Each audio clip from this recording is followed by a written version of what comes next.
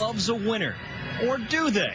When Kyle Busch notched his 100th NASCAR win at the National Touring Series level, that achievement was met with both praise and criticism. It seems the only thing Kyle Busch can't win are popularity contests. Is that the reason behind his newfound positive attitude? Marty Smith sat down with him to find out. How do you think people perceive you? Not very well. Why? They never have.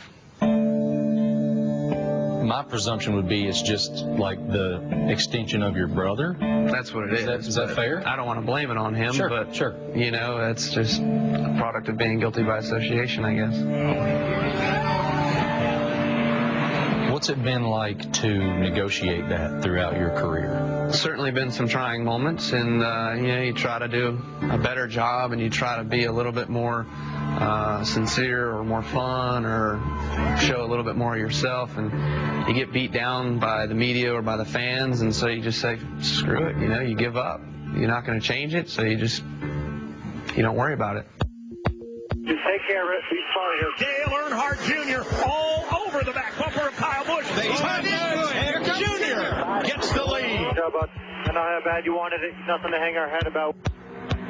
Describe the difference for me between Kyle Busch July 2010 and Kyle Busch July 2011. There's a substantial difference from the public perception of you. Certainly, I've definitely tried and worked as hard as I can to do things in a better way or in a better light, and show myself a little bit better maybe. But you know, there's other times where I do screw up and get a lot of recognition for my screw ups, and that you just have to deal with it and go through it. Kyle Busch has been cited for careless and reckless driving after North Carolina deputies say they clocked him doing nearly 3 times the posted speed limit this afternoon. At times, NASCAR is the rawest of sports. Where else would you see a 65-year-old man wrapping a 26-year-old hotshot in a headlock and then punch him?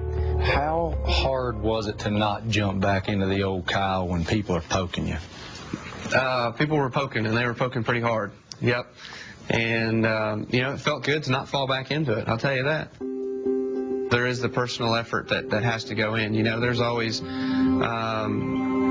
know, maybe little demons inside you that are always trying to pull you out and say, hey, you got to do this, hey, you got to do that. You know, it's those old tendencies that you have and that you remember, I used to do that. Well, we're not doing it anymore, so shut up. You know, that's what you say. Montoya trying to make a move on Kyle Busch in the 18.